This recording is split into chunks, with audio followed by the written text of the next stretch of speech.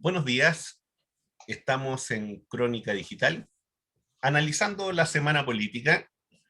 Quisiera partir con un saludo a nuestro amigo Iván Gutiérrez, que está en camita, enfermo, delicado de salud, invitando a quienes ven y escuchan este programa a ir al Café Crónica Digital, ahí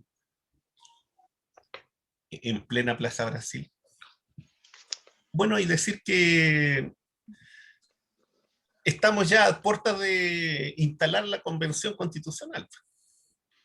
El día 4 de julio, ¿cierto? Va a haber una ceremonia inaugural, ese ejercicio ritual que hoy día que estamos tan alejados de la ritualidad y de todos los ritos, hoy día cuando muchas familias, ¿cierto?, tienen que despedir a sus seres queridos sin ese elemento vital. Y sin embargo, frente a este tema vamos a tener un ejercicio de ritualidad.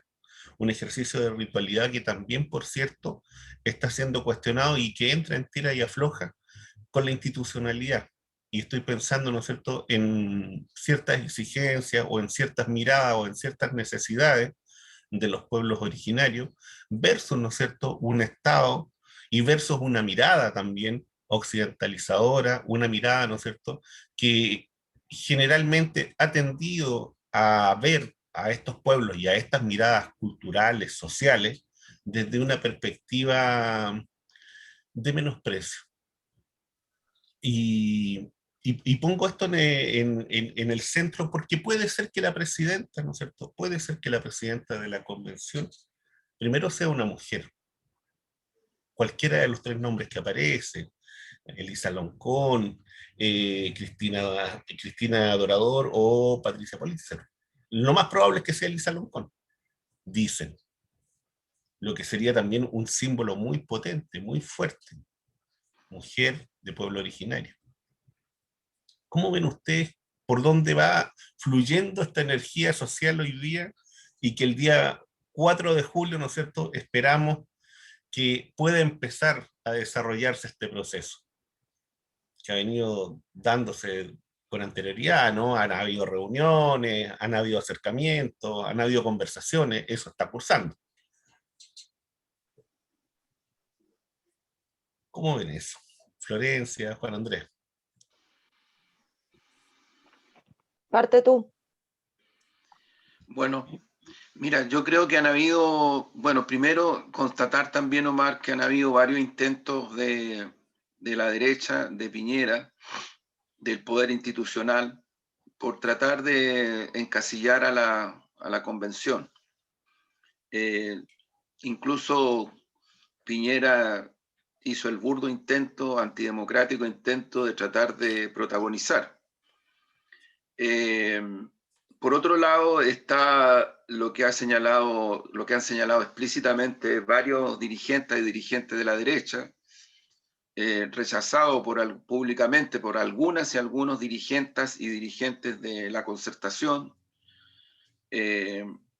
pero digamos, ahí hay un proceso, ahí hay un espacio en donde lo que se está buscando es reponer el diálogo y la relación política estrecha que ha habido entre la derecha y la Concertación de los 90 en adelante, cambiando alternancia de gobierno, en fin, pero administrando el neoliberalismo, el capitalismo salvaje, con todas las consecuencias que eso ha tenido, pero que para ello es, y varios lo dicen, lo decían, ahora no, pues están como de espalda a la realidad histórica y a la realidad vigente, pero durante mucho tiempo hablaban de que este era el mejor periodo de la historia de la República de Chile, de los 90 en adelante.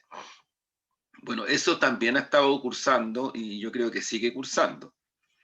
La búsqueda de un entendimiento entre la derecha y la Concertación en el espacio constituyente para neutralizar, y ahí pongo el énfasis en lo que yo creo que se está transformando en un impulso extraordinariamente importante, que proviene principalmente de las representaciones de los primeros pueblos y también proviene de los ámbitos de electas y electos del mundo independiente, de la lista del pueblo, de otros sectores que yo creo que han tomado la iniciativa y han generado varios hechos muy importantes. Todos, de mi punto de vista, positivos, muy positivos para efectos de instalar una convención que tenga plena soberanía, que tenga todos los espacios para dialogar con el pueblo y con la ciudadanía, y creo que eso ha ido positivamente permeando también a otros sectores como el de Apruebo Dignidad, donde ya han habido reacciones, por ejemplo, de respaldo a varias de las iniciativas políticas que ha tomado este mundo que menciono, que describo. Me refiero a Primeros Pueblos, Lista al Pueblo y otros sectores más, ¿no? Hay ahí una expresión que no se puede como tipificar tan orgánicamente, ¿eh? Creo que hay que mirar con atención porque ahí hay multiplicidad de expresiones, pero están generando hechos políticos, insisto en este punto. Y diversos sectores de Apruebo Dignidad han tomado también y han reaccionado frente a esto muy positivamente. De hecho, Omar, desde Apruebo Dignidad, por lo menos públicamente, varias y varios constituyentes del Frente Amplio ya respaldaron la candidatura de Elisa Loncón. Ya le dieron su respaldo. Y creo que esa es una señal política muy importante, ¿no? Porque quien presida y quien haga vicepresidencia en esta instancia, obviamente que, así como también pasa en el Senado y en la Cámara de Diputados, que las presidencias y vicepresidencias se negocian y finalmente son también un factor de institucionalidad política, ¿no? Y de hecho ha vuelto a repetirse, salvo un periodo de la nueva mayoría, donde entraron algunas vicepresidencias de la izquierda, del Partido Comunista, desde los 90 en adelante, la mayoría de las presidencias y vicepresidencias de la Cámara de Diputados y el Senado han sido concertación derecha, digamos, incluso hoy mismo. Entonces creo que es muy importante lo que está ocurriendo. Me refería a ese aspecto procesal que en la política es relevante, pero que yo creo que va a influir fuertemente en los contenidos que van a empezar a empujarse desde la constituyente. Creo que va a ser bien, bien significativo este proceso que parte el 4 y que creo que va a tener la impronta de un protagonismo popular creciente, lo que es de extraordinaria importancia porque los enemigos, los adversarios de la democracia participativa, de la soberanía popular en toda su dimensión, han puesto los ojos con mucha fuerza para detener y contener el proceso constituyente como algo realmente transformador. Ahí me quedo. Sí, yo quería agregar, de acuerdo con ese análisis que hace Juan Andrés, que describe muy bien el contexto en el cual se está desarrollando la instalación de esta convención, quisiera aportar que hay un intento efectivamente por reconstituir, y fue dicho públicamente por el senador Chaguán, los 2/3 para poder concretamente impedir las transformaciones que refería en este momento Juan Andrés, y creo que hay una oposición fuerte y se ve reflejada también en esa declaración de los 34 constituyentes que señalan públicamente y abiertamente que no van a respetar el acuerdo del 15 de noviembre, en oposición a otro sector que sí señala que sí quiere respetar ese acuerdo, que sí lo legitima como un acuerdo que finalmente dio espacio a lo que estamos viviendo. Sin embargo, hay todo un sector que no se ve representado en ese discurso y eso se ve reflejado en las elecciones, porque si tú te das cuenta, la participación desde el plebiscito, que fue de casi un 80%, a las elecciones de los constituyentes, luego los gobernadores, han ido mermando la participación, y en la última fue realmente una muy baja participación, fue de un 20%, y esto tiene que ver con una decepción del proceso también, que ha sido justamente boicoteado desde su inicio. Entonces creo que hay una pugna interna de quienes están por justamente llevar este proceso hacia una asamblea constituyente soberana por sobre todos los otros poderes del Estado, cosa que en este momento no es así, porque los convencionales van a tener que enfrentar una estructura donde, por ejemplo, no pueden discutir los tratados internacionales, cosa que es sustancial para cambiar la matriz productiva de la economía de este país, que ha tenido a este país realmente en la ruina en todos los sentidos y sobre todo despreciando al ser humano y poniéndolo como en el último margen de la sociedad. Entonces considero que esa es una dificultad que van a tener. Lo bueno es que hay una fuerza muy amplia que justamente representada por el bloque que se conforma como un bloque antineoliberal, que ojalá se pueda unir frente a este otro bloque que es la concertación y la derecha, que en el fondo está en contra de esos cambios estructurales. Más bien quieren seguir en la misma línea de las reformas y los maquillajes. Y a eso quería agregar que hay un signo muy potente que da la lista del pueblo, porque el día 4 de julio que se va a instalar la constitución, la convención, ellos están llamando a una gran movilización que parte a las 8 de la mañana desde la Plaza de la Dignidad hacia la convención, y creo que esto simbólicamente es muy potente porque en el fondo hace como el recuerdo de que justamente no va a haber ningún cambio si no está la presión y la atención y la participación popular justamente. Y en ese sentido creo que también este bloque antineoliberal ha encontrado los mecanismos para poder, y está buscando y está trabajando en poder encontrar mecanismos para incluir justamente y revivir todos estos cabildos autoconvocados que se hicieron durante la Revolución de Octubre que, aquí en Chile en 2019. En el fondo, avanzar justamente hacia una democracia participativa, una democracia directa, protagónica de las y los ciudadanos, y creo que eso se está generando, y obviamente hay una fuerte resistencia a que eso ocurra porque quienes han, esta minoría que ha gobernado el país con ninguna representación casi, porque cuando no hay participación en las elecciones tú no puedes legitimar mucho una representación. Eh, Creo que ellos están obviamente defendiendo sus intereses y los vínculos que tienen también, y esto hay que decirlo, con el neoliberalismo transnacional, porque no es solo intereses personales ni de una clase, de una oligarquía local. Ellos tienen vínculos con el neoliberalismo, se ha dicho en este programa muchas veces, Omar lo ha mencionado también a propósito del consenso de Washington, esta larga historia que los trasciende, entonces eso no se corta de un día para otro. Y eso se está viendo cada vez más transparentado a propósito de que esta movilización popular ha llevado esta discusión hasta esta instancia, que es que estemos en la posibilidad de redactar una nueva constitución. Y a eso se suma también que está el otro gran conflicto, que esta realidad que subyace, que es paralela a esto otro, que yo digo que es la esquizofrenia de este país, de las violaciones a los derechos humanos que no han sido juzgadas, los presos políticos, las víctimas de trauma ocular, los asesinados, los violados. Ayer veíamos, por ejemplo, en Pauta Libre señalaban el caso del juez Urrutia, que fue sancionado por cambiar de prisión domiciliaria, de prisión preventiva a prisión domiciliaria a 13 muchachos de la primera línea en medio del estallido de la pandemia como una medida humanitaria para evitar que estos muchachos se contagiaran, y fue sancionado. Él fue trasladado del séptimo juzgado de garantía a un juzgado laboral del trabajo. Mucho tiempo estuvo sancionado.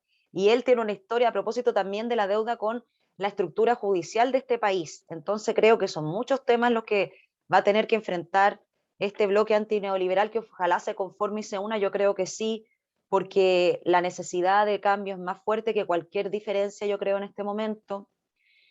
Y bueno, me quedo hasta ahí.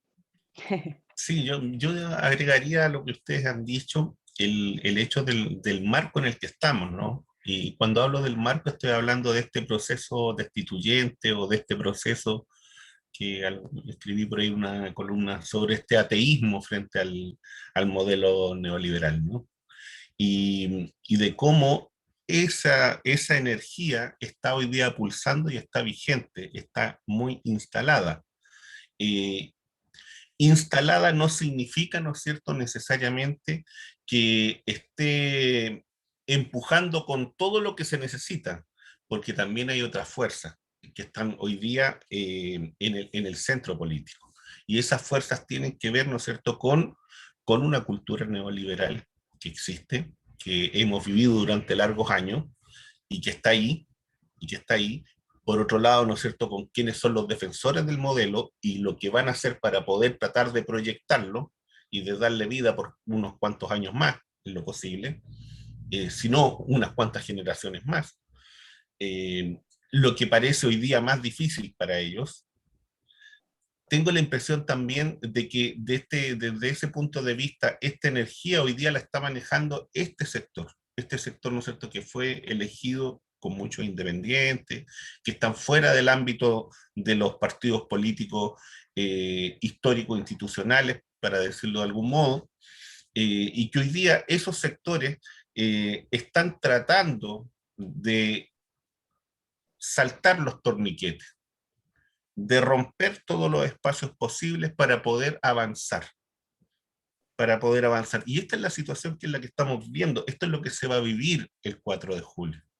Lo que se va a vivir el 4 de julio, ¿cierto? Tiene que ver, ¿no es cierto?, con estas ceremonias de pueblos originarios. Va a tener que ver, ¿no es cierto?, con esta presión social, seguramente con mucha gente en la calle llegando, ¿no es cierto?, instalándose en este espacio que va a ser asignado.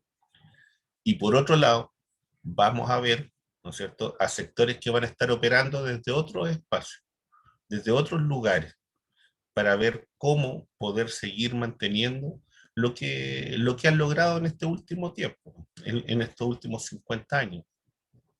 Yo creo que eso es lo que está, eso es lo que hoy día está, y es lo que nuestros lectores y la gente que ve este programa es lo que tiene que tener en el fondo en mente. Esta situación de tensión, esta situación de tensión. Y yo creo que también hay un elemento importante dentro de esta configuración de la tensión, ¿no es cierto?, lo que son las primarias, cómo se han ido viendo y cómo se van configurando estas primarias, cómo se han ido dando los debates, cómo se han ido, ¿no es cierto?, configurando desde el punto de vista, ¿no es cierto?, de lo simbólico, de lo discursivo, lo que está ocurriendo, y llama la atención desde ese punto de vista, cómo el programa de Daniel Jadwe va marcando una tendencia, cómo el programa de Daniel de una u otra forma, ¿no es cierto?, va marcando la agenda política. Y eso de una u otra forma genera también molestia en algunos sectores. Y por otro lado también, ¿no es cierto?, genera de que haya ciertas caricaturas. Se busca caricaturizar, se busca, ¿no es cierto?, buscar qué es lo que se puede decir o buscar bajo el alero de estas dicotomías, de este maniqueísmo entre lo bueno y lo malo, entre la libertad y el totalitarismo, por ejemplo, en el ámbito de los medios de comunicación. Y desde ese punto de vista, Juan Andrés, ¿cómo ves tú el programa y lo que se ha dicho frente al programa de Jadwe en cuanto a los medios de comunicación? Mira, hay que reconocer un hecho, Omar y Florencia, que finalmente el debate de ideas en este momento está en torno al programa de Daniel Jadwe. Uh-huh. Nadie habla del programa de Lavín. Hoy día tengo entendido que lanza su programa Paula Narváez. Nadie habla de las ideas programáticas de Yanna Proboste, que dice que no es candidata, pero es candidata. En fin, o sea, se habla muy poco o no tienen notoriedad las ideas de Briones, que trata de transformarse en el gran crítico desde su espacio elitista de economista, de ministro de Hacienda. No asume nada. Lo terrible que pasó en Chile cuando Briones fue ministro de Hacienda. Pero él no asume, es de un cinismo total, cinismo político total. Bueno, creo que ese es un primer elemento que me parece a mí que tiene varias aristas. Una, que genera las bases, porque son las bases programáticas, que se convoca y se invita al debate. O sea, no es un programa resuelto, terminado, ni tampoco lo que se busca es que la élite diga, miren, este es nuestro programa y aquí. No. Hay un proceso de participación en estos mismos momentos creciente y muy importante en distintos territorios y sectores del país, fuera del país también.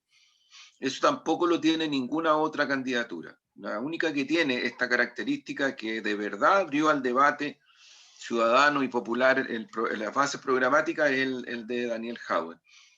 Pero claro, la reacción de la derecha, el establishment, y ahí casi no hay diferencias, ¿no? entre lo que ha reaccionado la oligarquía derechista, económica, política, también la concertacionista, están tratando de mostrar, por un lado, que es inviable, por otro lado, la típica cosa que es populista, porque se sale de los encuadres de las tasas de ganancia del 70% de las menos de 10 familias ricachonas de este país. Porque ellos se apropiaron del concepto de la economía, como si la economía fueran sus negocios familiares. Es impresionante. Es impresionante el lenguaje y la conceptualización y la semántica que incluso en todos los medios, incluido TVN, se hace cotidianamente, ¿no? Entonces, yo diría que esa es una primera línea de ataque, de crítica, que, insisto, ha tratado de mostrar de que el programa es incoherente, no está bien financiado, tiene cosas bonitas pero no realizables. En fin, mire, esto yo creo que esto se viene escuchando desde los 90 en adelante, ¿eh? Esto no es ninguna novedad. Una de las formas de parar el impulso popular que venía en la lucha contra la dictadura en los 90 para justificar la negociación con la oligarquía, con Estados Unidos, con Pinochet, comandante en jefe del ejército, fue decir lo mismo. O sea, recuerden ustedes la frase histórica de Elwin: democracia en la medida de lo posible. Y punto, y punto. Y nunca más la concertación cambió esa terminología. Y la derecha lo aplaudió de pie, porque la derecha salió de una, entre comillas, como decía Tomás Mulián, derrota táctica hacia una perspectiva de triunfo estratégico, en el libro Anatomía de un mito, ¿no? Y tiene toda la razón Mulián cuando hace ese análisis. Ahí hay un tema. Yo rescato que, sin embargo, y a pesar de todo eso, en definitiva, lo que se abre camino con mucha dificultad, sí, pero se abre camino las propuestas de Jadwe en el terreno económico, en el terreno político, en el terreno social especialmente, referidos a temas de pervivencia que para este país, para las mayorías nacionales, especialmente en el momento que hoy vivimos, son clave y decisivas. Yo quiero compartir acá que, por ejemplo, incluso en sectores de la izquierda, todavía se tiene temor al efecto del Chilezuela que se generó para tratar de parar lo progresista que tenía, que ni siquiera era tanto, pero que tenía la candidatura de Guillermo. Y algún efecto tuvo. Sin embargo, hay estudios cualitativos, no solamente en Chile, sino que en toda la región, que muestran que la mayoría de la ciudadanía en nuestros países ya se cabrió de eso, incluso ya no les resulta un argumento importante para sus definiciones de respaldo a alternativas políticas, presidenciales, sociales, en fin. No ven en Venezuela una cosa así como, oh, Chile se va a transformar en Venezuela, oh, qué grave, oh. Eso que la élite sí lo ve, la élite chilena sí lo ve como ingobernabilidad, en fin. Porque, y ahí me bajo al tercer aspecto, porque la realidad de la ciudadanía en Chile es terrible bajo gobiernos neoliberales.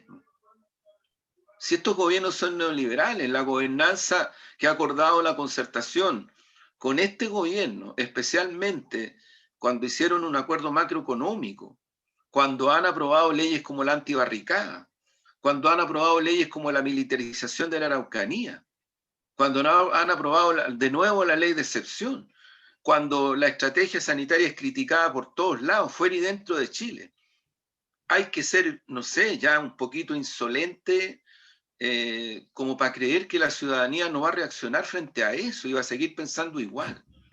Entonces yo creo que la última encuesta que hoy día tengo a la mano muestra que el rechazo al gobierno de Sebastián Piñera sigue siendo altísimo, pero altísimo. Lo doy inmediatamente porque la tengo a la mano. Lo tengo a la mano. Mire para que veamos. Sobre la pandemia, esta es una encuesta que realiza Data Influye, que es una encuesta relativamente seria, a diferencia de la academia, que yo insisto, la élite, no sé por qué le cree tanto, pero ya es cosa de esta élite que ya, bueno, en fin, está cautivada por esa cosa que todos los domingos en la noche y el lunes tienen algo de lo cual agarrarse, en fin. El 93% de la ciudadanía apoya el cierre total de fronteras por 30 días. Y solo un 7% está en desacuerdo con esa medida. Eso refleja que hay un temor muy grande de la ciudadanía, porque se da cuenta que la nueva variante Delta entró a Chile precisamente por la frontera abierta. Si eso es, y ya tenemos dos casos, dos casos detectados, porque puede que haya más.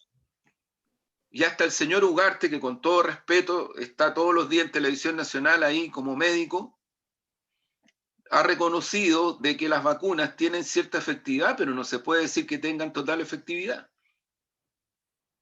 Bueno, el 58% de quienes viven con niñas, niños o adolescentes no quiere que hayan clases presenciales. Por lo mismo, porque ya está claro de que también adolescentes, niñas y niños pueden ser factor de contagio y ellos mismos pueden vivir la situación. Un 65% no le tiene ninguna o poquísima confianza a la información que entrega el gobierno.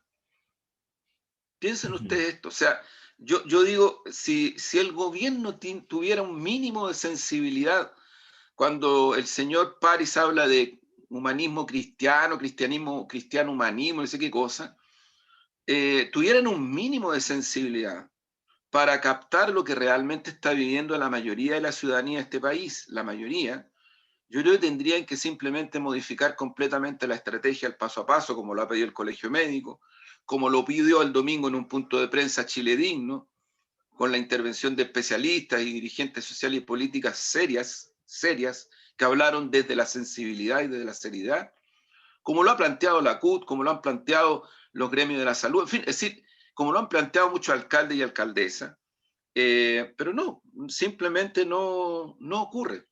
75% reprueba la forma como gobierna Piñera y solo el 9% aprueba.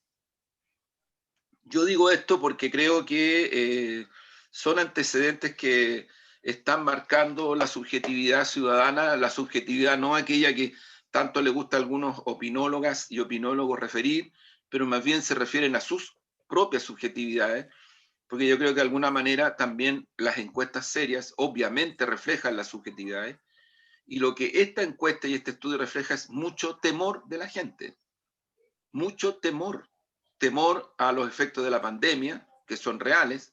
Tenemos más de 100 muertos al día, los contagios no bajan significativamente, Simultáneo a eso se está levantando la cuarentena, y por otro lado, gente como Janet Vega, experta asesora de la OMS, como Mercedes López, médica de la Universidad de Chile, dicen, bueno, pero si la gente que se está trasladando de Maipú al Barrio Alto, de la Florida a Maipú, y que son millones al día, y que van a través del metro, a través del Transantiago, y los menos a través de autos, son factor de contagio. Entonces, ¿cómo se detiene eso? Eso se tendría que detener generando una lógica no solamente sanitaria, sino que económica, para que la gente pueda estar tranquila en sus casas. ¿Y cómo va a estar tranquila si el IFE de verdad es una migaja? Y lo justifican en todos los medios, porque aquí, porque acá, porque la macroeconomía. Ayer en el Parlamento, en la Cámara de Diputados, se aprobó un mísero aumento al salario mínimo, mísero. ¿Alguien cree que en Chile alguien puede vivir con 300 y tantos mil pesos? ¿Alguien cree eso? Entonces, los estándares que trata de imponer el establishment mediático, político, económico, son de una violencia extrema frente a lo que está ocurriendo con la ciudadanía. Yo mencionaba esta encuesta porque creo que refleja bastante lo que está ocurriendo en el país.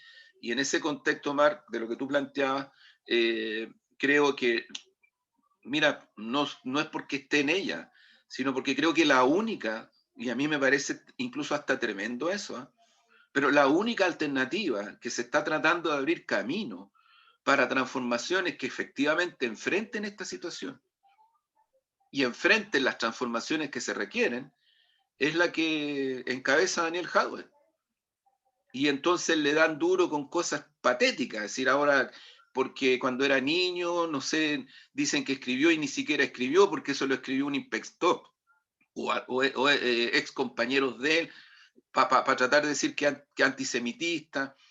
Han tratado de, insisto, de buscar esto de que el programa es incoherente, pero me da la impresión de que ha cambiado tanto en este país las cosas que ya ese tipo de cuestiones, no sé, a un tamaño así chiquitito, incluso de la élite, le pueden impactar.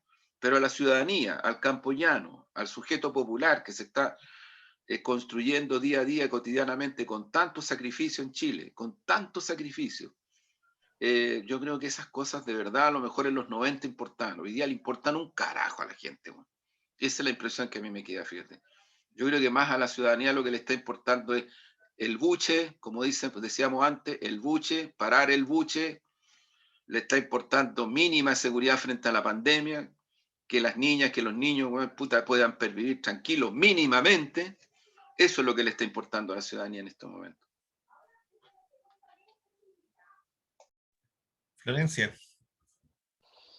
No, en esa misma línea creo que es evidente que este discurso de esta campaña del terror no resultó en Perú, que todos teníamos mucho miedo de que pudiera resultar, y creo que tampoco va a resultar acá por este cambio de paradigma que estamos viviendo también en la humanidad, en que ya en el fondo ha quedado en evidencia que este modelo y este sistema puede ser y va a ser en realidad, y es el causante del fin de la especie humana.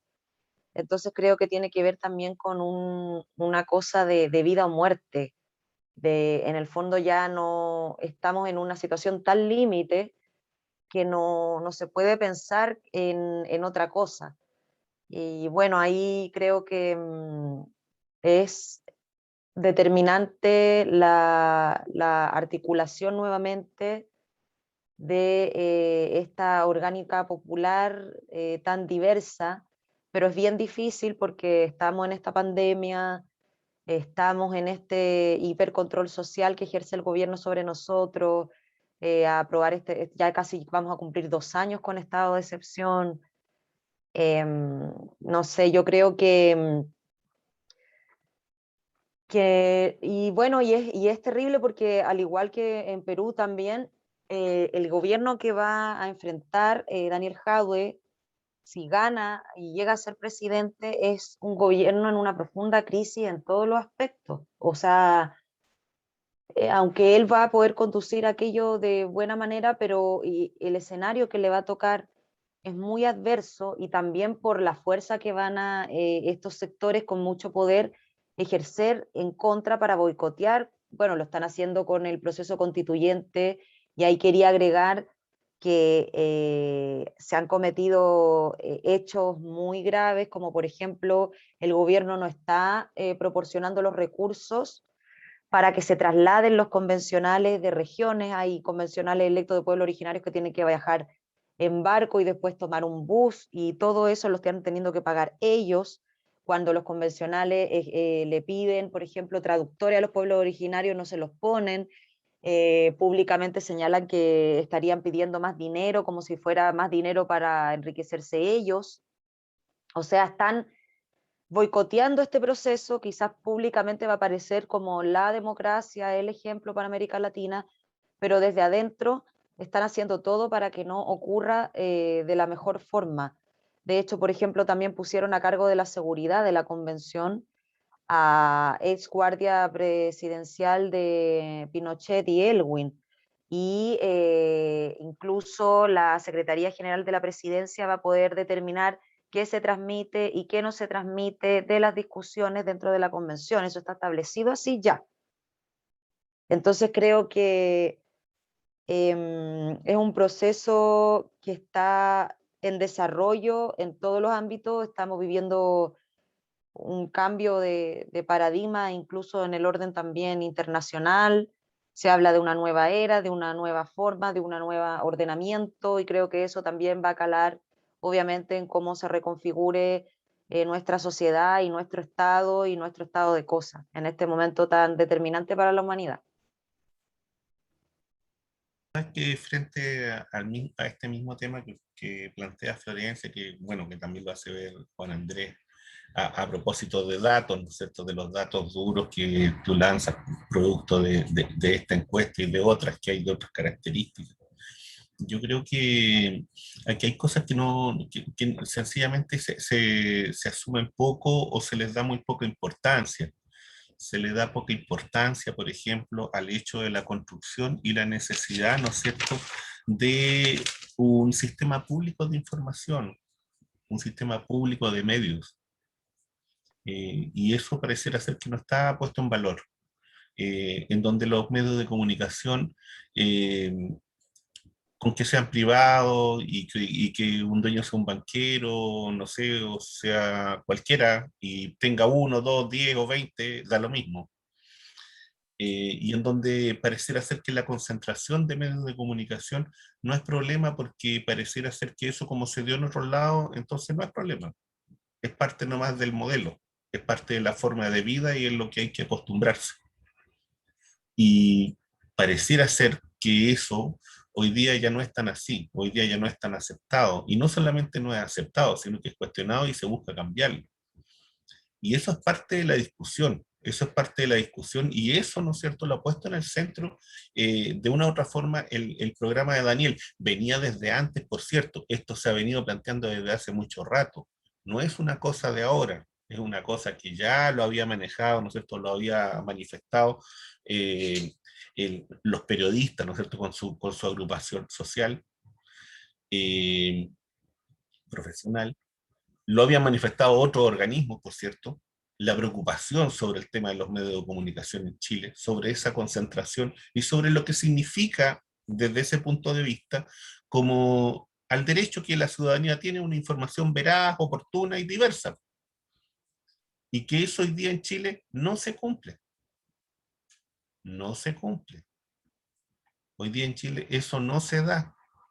Más allá de que efectivamente hoy día los medios de comunicación, ¿no es cierto?, a través de redes han podido replicar y hacer una especie pequeña de contrarrelato, pero pequeña porque todavía esos mismos medios también están mediados por otro tipo de cosas, están mediados por algoritmos que los desconocemos.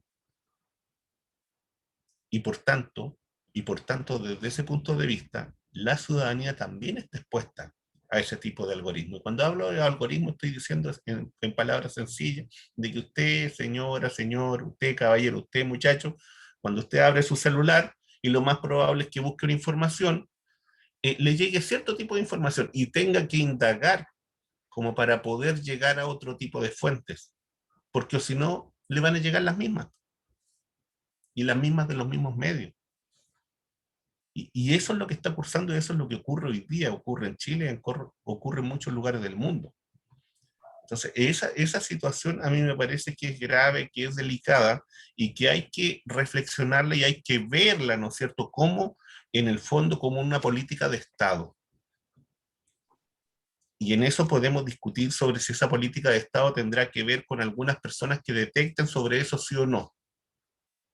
Y eso lo podremos discutir, si es conveniente o no es conveniente, que ha sido la crítica, ¿no es cierto?, que han señalado algunos sectores. Podremos ver si eso es factible o no es factible, pero lo que no podemos hacer es obviar la discusión de fondo. Y que la discusión de fondo es que en Chile, hoy día, el acceso a la información no es democrático, el acceso a la información no es veraz, no es oportuno, ni es diverso. Eso es lo que hoy día cursa en Chile, eso es lo que hoy día está en la televisión, eso es lo que hoy día está en los kioscos. Eso es lo que hay hoy día en Chile. Ese es el dato real y duro. Para no hablar de cifras económicas, de lo que se le asigna a cada medio, que esos son otro tipo de temas que son bastante importantes, que yo no los desconozco.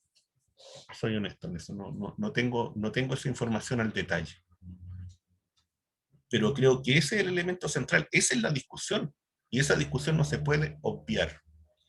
Otro elemento que yo creo que hay que tomar en esto, ¿no es cierto? Y abro ahí la discusión con ustedes, que tiene que ver con el hecho de cómo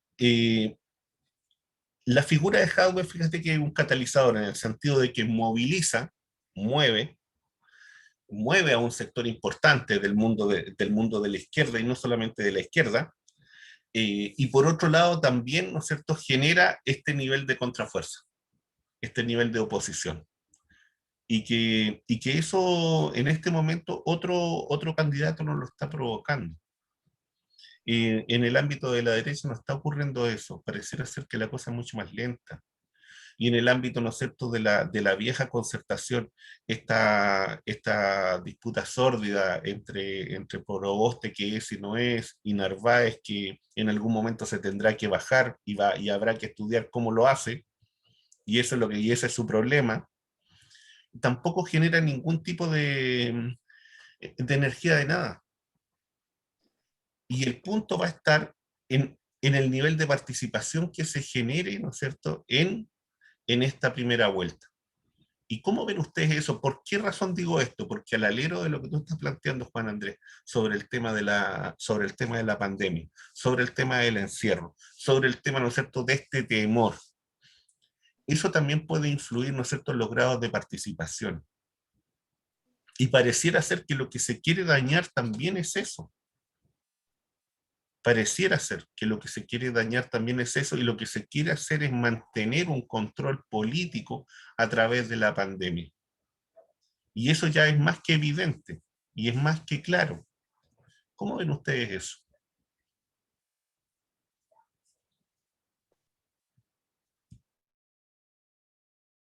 ¿Estás muteado, Juan Ahí Andrés? sí, ahí Ahora sí. sí. Yo creo, mira, que yo quería solo decir una palabra respecto a algo que dijo Florencia ahora en su intervención. A mí me parece que la gravedad de la situación que vive el planeta, hay voces que lo están planteando, lo están alarmando de distintas maneras, pero creo que no en Chile, y en Chile no hay réplica a eso, y se vive con mucha ansiedad desde el punto de vista de la situación crítica sanitaria, pero también yo diría en un descontexto bien complejo de mi punto de vista respecto de lo que está pasando con la humanidad, que está pasando con nosotros, la humanidad. Hay como una especie de, no sé, a lo mejor a alguien no le va a gustar, pero con una suerte de enajenación. Yo me recuerdo que, no sé si lo he comentado acá, pero vuelvo a Janet Vega, que a mí me parece que una persona, incluso en algún momento la entrevistaron en algunos canales de televisión abierta en Chile, pero ahora desapareció. Y ahora uno la encuentra entrevistada en Deutsche Welle y la encuentra entrevistada en otros medios, pero no en Chile.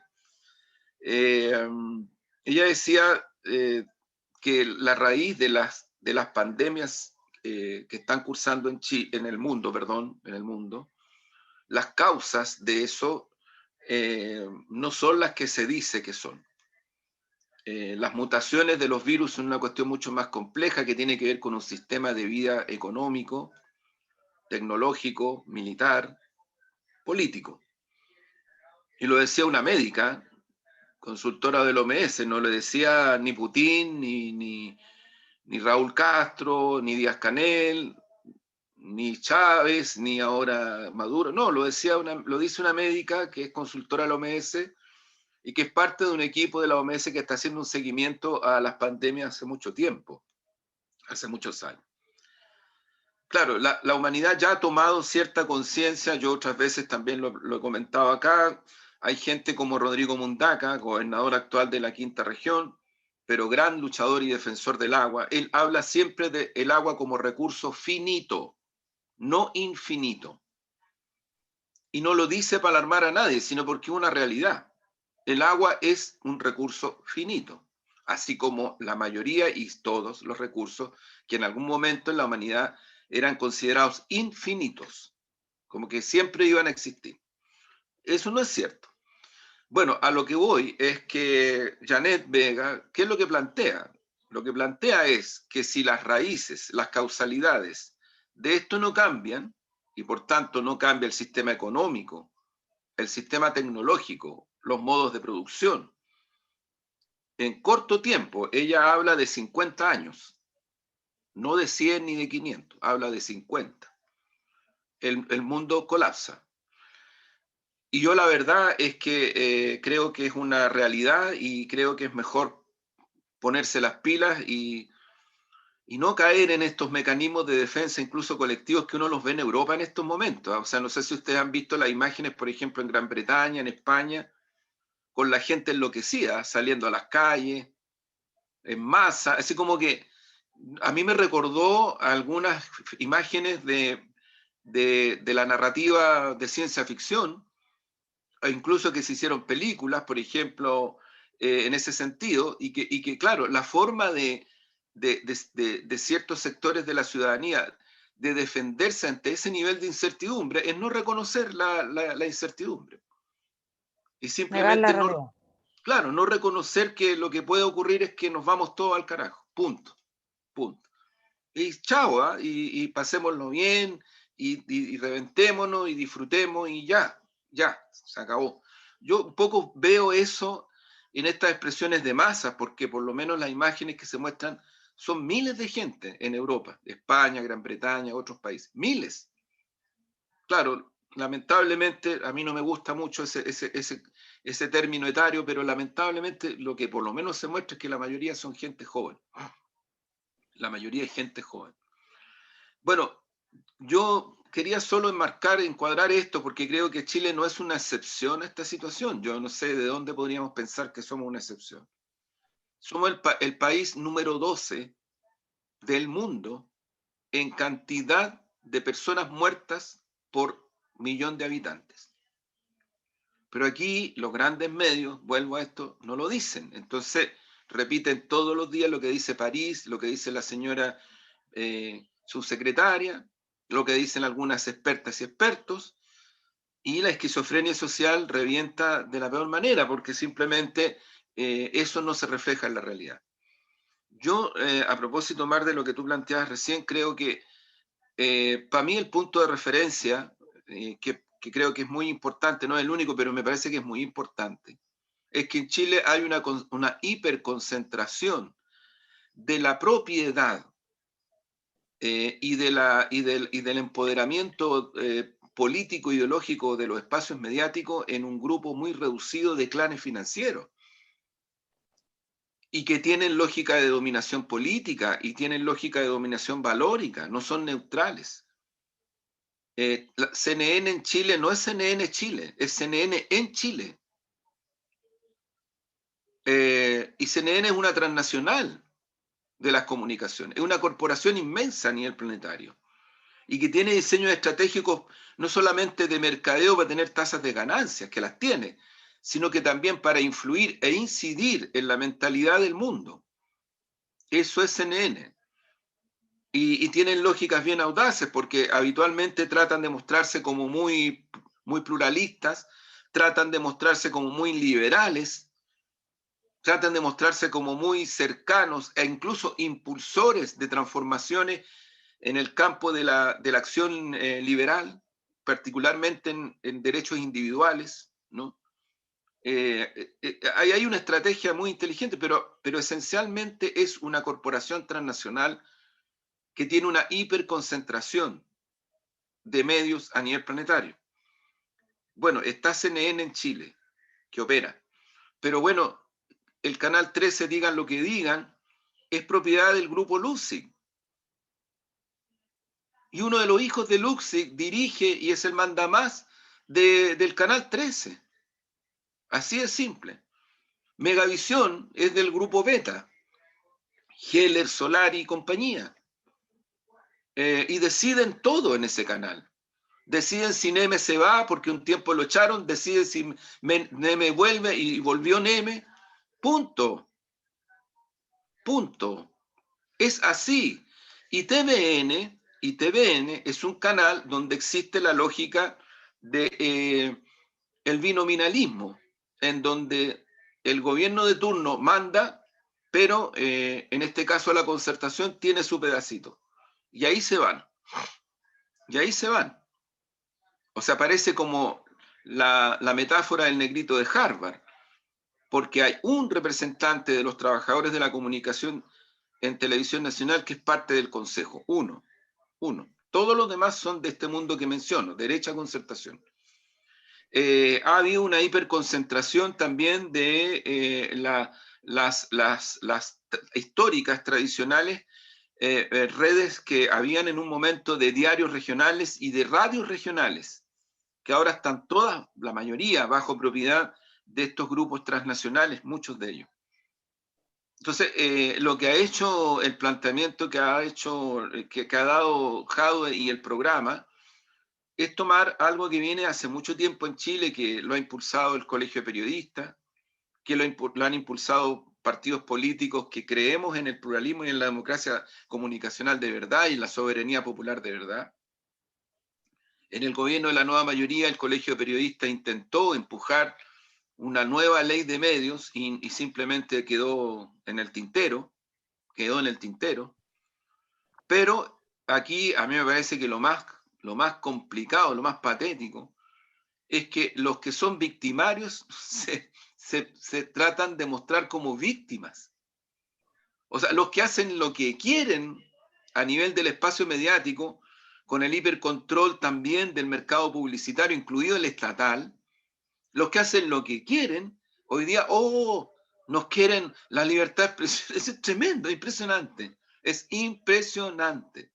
Es impresionante. Yo creo que ahí hay que entrar a la ofensiva y seguir el debate con mucha profundidad. Florencia. No, con respecto a lo de la ley de medios, yo creo que es urgente en este país porque no solo en esos niveles muy propios de gobiernos autoritarios y de dictaduras, como señalaban justamente para contraargumentar esta ley de medios. Por ejemplo, tú tienes que espían a la prensa. Weibel fue víctima de aquello por estar investigando casos de corrupción en el ejército, víctima de espionaje. A la prensa independiente que reportea en las calles se le detiene, se le golpea. Hace poco un reportero de Piensa Prensa fue víctima de que le cayó un chorro de agua en la cabeza y quedó inconsciente en el piso. O sea, si eso no es censura y falta de libertad de expresión, entonces yo no sé qué otra cosa podría hacerlo. Entonces ahí considero que en el fondo, y también se subestima a la gente porque se defiende con el argumento de que poco menos que las redes sociales... Lo que he dibujado. No puedo ahora. Pero solo 5 minutos, un rato, solo un rato. Pero que mira, estoy ocupada. Solo un ratito, chiquitito. Bueno, Quiere y para terminar... Quiere que Para participar, terminar- Pablito. Quiere participar, quiere ¿A dar dónde su está opinión Pablito también. ahí? Pablito.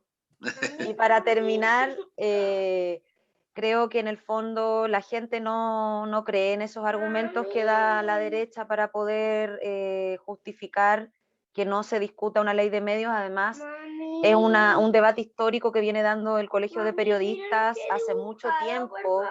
Premios nacionales de periodismo se han manifestado al respecto. O sea, creo que es un debate ganado, considero yo. Creo que es evidente, que quedó en evidencia en el estallido, en cómo la prensa trató el tema, cómo se ocultó información. El otro día daba vueltas un video en que, por ejemplo, un tuitero recordaba cuando se estaban manifestando en la Plaza Sotomayor, se supone, y él graba y no había nada en ese espacio. O sea, ocupando también registros de otras manifestaciones para poder hablar de la manifestación, o sea, mintiendo burdamente, creando montajes. Entonces, si eso no está legislado, no se puede hablar de democracia, y creo que ese es un debate ganado porque la opinión pública ya lo entiende de esa manera.